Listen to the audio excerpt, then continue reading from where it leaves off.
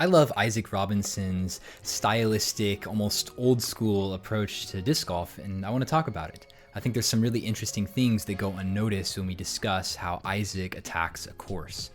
Obviously, he's white hot right now, fresh off of a second back-to-back world championship, which is an accomplishment that cannot be understated.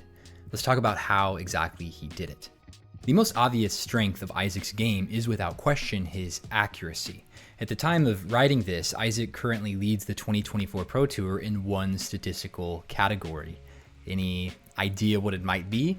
It is, of course, the statistic of fairway hits, where Isaac leads the tour at nearly 82%, which is substantial. Interestingly enough, the second highest fairway hit percentage belongs to his brother, Ezra Robinson, and in third, we have Chris Dickerson. I don't think it's necessarily a coincidence that the top three in this category are all players who developed their game navigating the tightly wooded fairways of the American South. The pros that learned how to play in the woods know how to hit gaps. One of my favorite Isaac Robinson memories was at Champions Cup 2023, hole 17, where so many great players had been struggling to hit this difficult gap off the tee, yet Isaac stepped up and pured it every single round. It was incredible. Go check out the highlights if you haven't seen it. But Isaac's development has not stopped with merely being strong in the woods, and with gap hitting, he's of course developed a game that can tackle many styles of courses. When I think about accuracy in disc golf, I kind of think of two kinds of accuracy. There's the precision gap hitting ability in the woods, but then there's this more open course accuracy, which revolves more around OB and landing zones. Isaac has always had the former, but the latter is what won him 2 world titles. That said, I still think his game is at its best on wooded tracks. 2 out of his 3 best round ratings from Worlds were at the tightly wooded New London, where his 2 lowest round ratings were on the more open Ivy Hill. I think it's sometimes why Isaac can sometimes struggle in the beginning of the season where the courses are much more open. Regardless, he's proven that when both types of accuracy are required on the biggest stage, he consistently rises above the rest. Now, stylistically, how exactly does he do it? We all know Isaac is one of the few pros that almost exclusively throws backhand. Though he does have a forehand, he'll occasionally bust out on tricky approaches that really turns out pretty good most of the time. But really, why would you need a forehand when you can throw backhand turnovers like Isaac does? He attacks obvious forehand holes with a backhand touch that is unreal. This is one of the reasons that I love to watch Isaac play, because a nice slow drifting backhand turnover is one of the prettiest flights of a disc in our sport. Isaac is of the new generation, but his game contains semblances of the old school, which I love to see.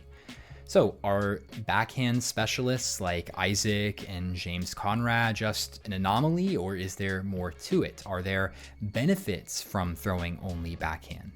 I think there are some. Throwing backhand off of every tee can only help with finding your rhythm and accuracy on the course. If you've thrown 3 forehands in a row and then step up to a backhand shot, you may not have thrown one in several minutes, and your timing might not be perfect or refreshed.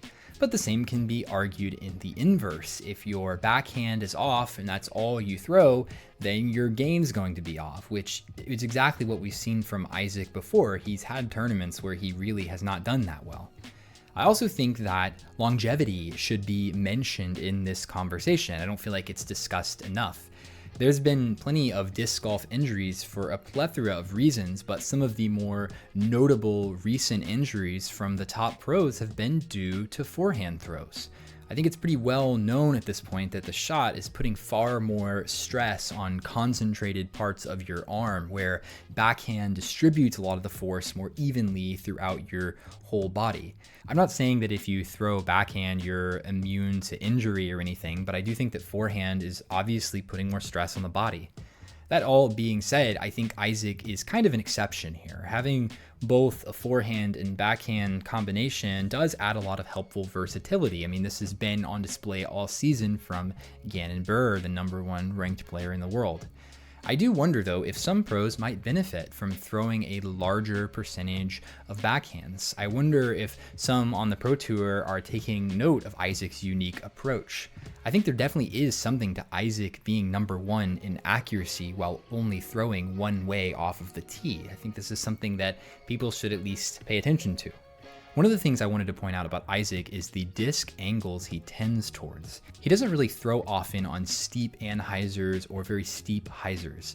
Most of his releases are quite close to flat with maybe a slight ante or slight hyzer depending on the shot. I think this is also worth noting. He's not adding these extra variables into the equation by straying from this flat release. He simply lets the disc do the work. When we look at his throwing form, it's quite efficient, it's repeatable. This is very important over a 5-round tournament. Isaac rarely takes big run-ups, he rarely strays from his simple, snappy footwork. Also, you may have noticed that Isaac uses a pump in his throw. This is a throwing mechanic most notable from Paul Macbeth. It has kind of fallen out of favor in the younger generations, but Isaac uses it perpetually. The main idea of this forward disc pump in your throw is to help you get your body timing aligned. I also think it helps as a kind of way to line up your target. Maybe this helps contribute as well to Isaac's extreme accuracy.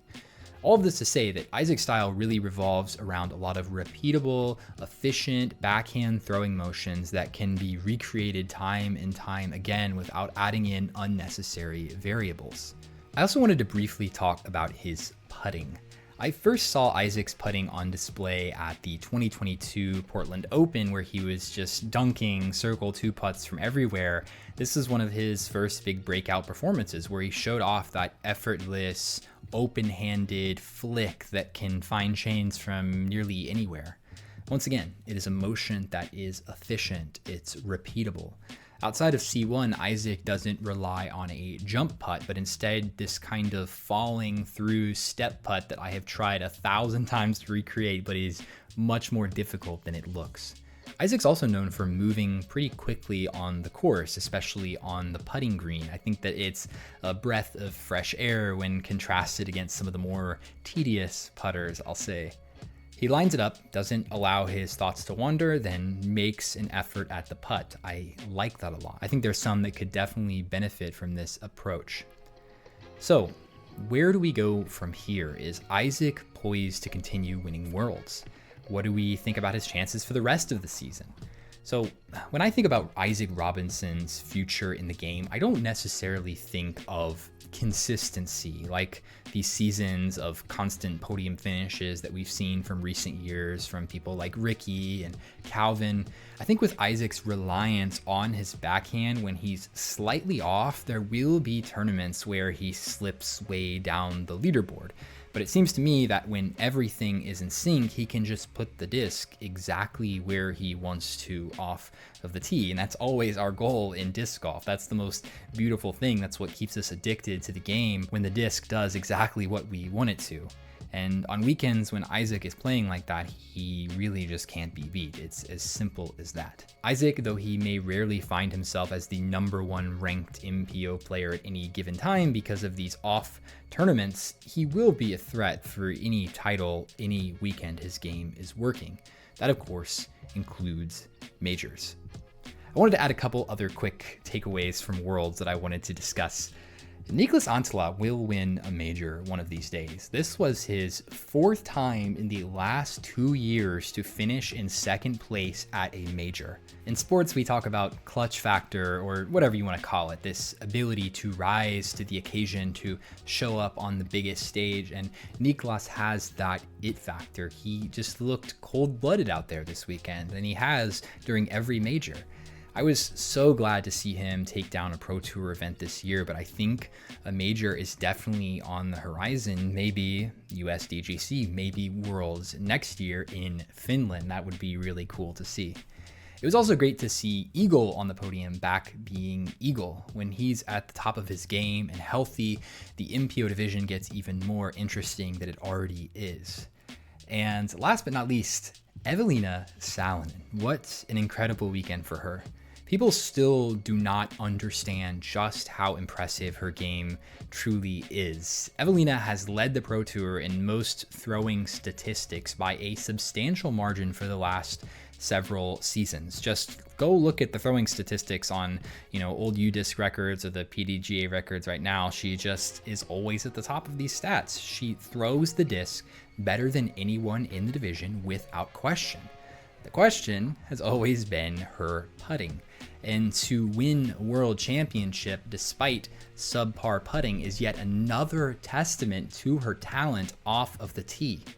Imagine if she gets even better putting. She could run the division in a way that Kristen did. Worlds was a fantastic weekend. What did you think of the event?